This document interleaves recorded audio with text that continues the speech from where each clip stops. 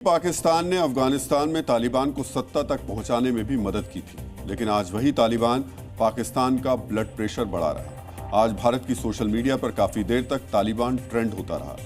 भारत और अफगानिस्तान की सरकार के बीच दोस्ती की खबरों पर चर्चा होती रही। काबुल और दिल्ली के सहयोग की ये खबरें पाकिस्तान को बहुत बेचैन कर रही हैं। भारत ने सिंधु जल समझौता तोड़कर पाकिस्तान पर वाटर स्ट्राइक की थी। अब अफगानिस्तान भी पाकिस्तान जाने वाले पानी पर कंट्रोल करने की तैयारी कर रहा है। भारत ने इसके लिए अफगानिस्तान को पूरा सपोर्ट देने का ऐलान किया है। इससे पाकिस्तान की प्यास वाली चिंता अब 4 गुना और ज्यादा बढ़ गई है। भारत ने पाकिस्तान से व्यापार पूरी तरीके से खत्म कर दिया, जबकि अफगानिस्तान से व्यापार और सहयोग बढ़ाने के अब संकेत दिए जा रहे हैं। भारत ने पहलगाम अटैक के बाद सिंधु जल समझौता निरस्त कर दिया। इसके बाद कभी पाकिस्तान के नेता खून बहाने की बात करते हैं, कभी भारत से पुनर्विचार की अपील की जा रही है।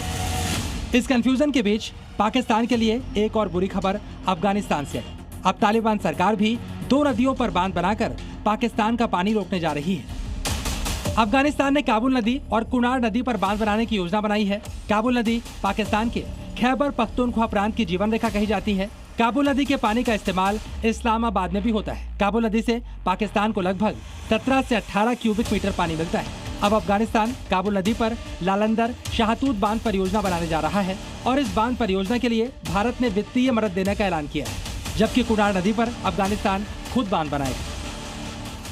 अगर हमने वहां पर बांध बना दिया, जो पाकिस्तान का खैबर पख्तूनख्वा प्रोविंस है, जहां पर काफ़ी हद तक एग्रीकल्चर होती है, कुछ और उसके एग्रीकल्चर रीजन्स हैं, उन पे बहुत असर पड़ेगा। जब पानी नहीं होगा तो फिर कृषि जो पाकिस्तान की जान है, लाइफलाइन है, उस पर गहरा बुरा असर पड़ेगा। अफगानिस्तान को बहुत फ़ायदा होगा एग्रीकल्चर का, और पाकिस्तान को बहुत नुकसान होगा, क्योंकि ये पानी जो है काबुल नदी का, जो इस समय पाकिस्तान जा रहा है, वो अफगानिस्तान में उसका प्रयोग होगा। आज आपको ये भी समझना चाहिए, जब अफगानिस्तान में ये बांध बनकर तैयार हो जाएगा तो पाकिस्तान पर इसका क्या क्या असर पड़ सकता है। पाकिस्तान के खैबर पख्तूनख्वा और पंजाब प्रांत के कुछ हिस्सों में खेती के लिए पानी का स्रोत काबुल नदी है। अगर ये पानी बंद होता है तो यहाँ पर खेती चौपट होने की आशंका है। काबुल नदी से मिलने वाली सप्लाई का इस्तेमाल पीने के पानी के लिए भी होता है।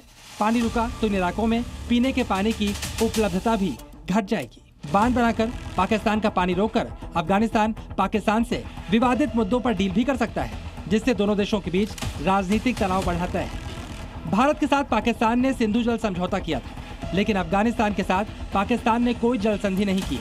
इसका मतलब दोनों बांधों के लिए अफगानिस्तान को पाकिस्तान से किसी तरह की अनुमति भी नहीं लेनी। अब आप भारत और अफगानिस्तान से पाकिस्तान का पानी बंद होने का मतलब समझिए। इससे पाकिस्तान कितनी बड़ी मुसीबत में फंस सकता है।